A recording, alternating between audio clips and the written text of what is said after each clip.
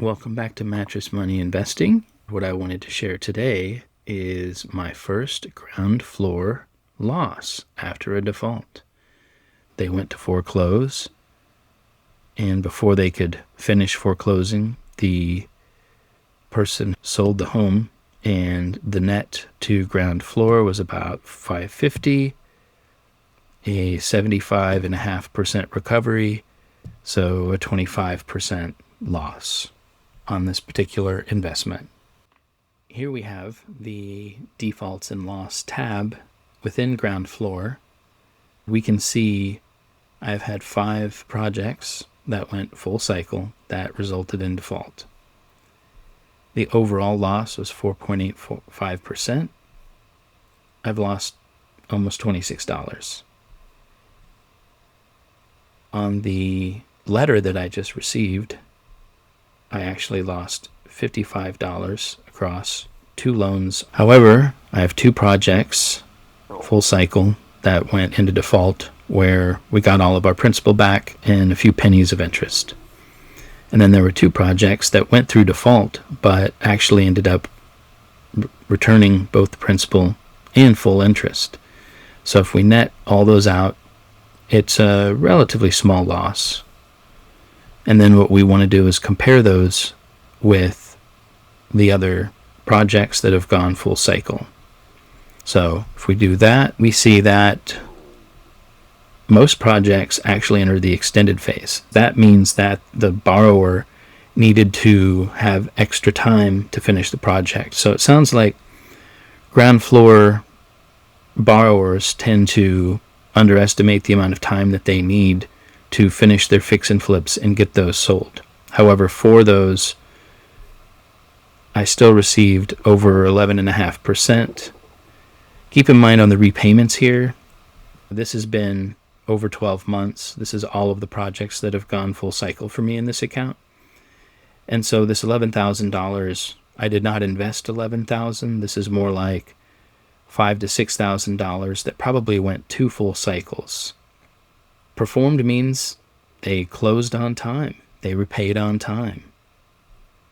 And so that, with the homes that I selected, sometimes handpicked, sometimes the legacy auto investment tool, made almost 12%.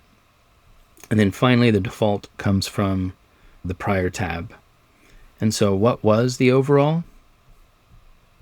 We can do 24, 25, or rolling 12 months. So rolling 12 months, which would be weighted towards this period when I've had this final set of defaults, because defaults take a while, but it doesn't include the successes that I had early on, has been 10.2%. But let's go to a spreadsheet where I actually have my full list of investments from the trailing when I got started about 15 months. So if we put all of my data for all LROs that have gone full cycle in the past 15 months, we see that only about 1 out of 4 close out on time.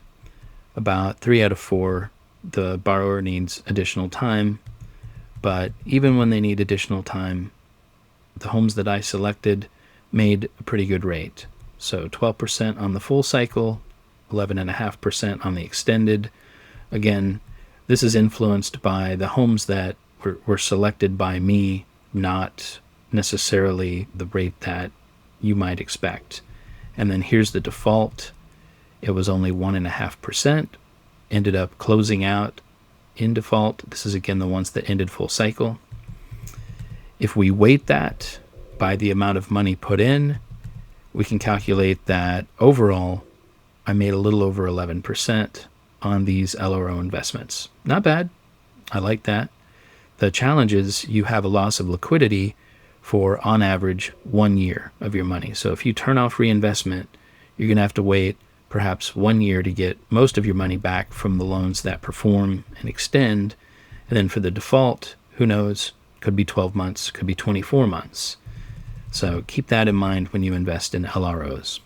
Return to the open projects pane of Groundfloor and mention that even though for deals that have gone full cycle, we have only 1.5% in default, I actually have a significant percentage of my remaining loans that are in default. 22 out of 84. So about 1 in 4 of my remaining projects are in default. And if you expect these extended and performing to finish in the few months, right, this will increase.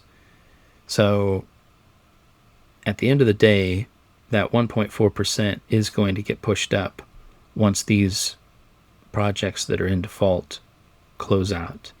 I'm a bit sad about the amount that's invested in those properties. That's a significant amount of my original investment. So it's a good question. When all of these deals go full cycle, where will I land? Where will my overall rate of return land? We were expecting 12% across these deals. So I'll keep you updated. Thank you. Don't forget to like and subscribe. We'd really appreciate it. Put your comments below.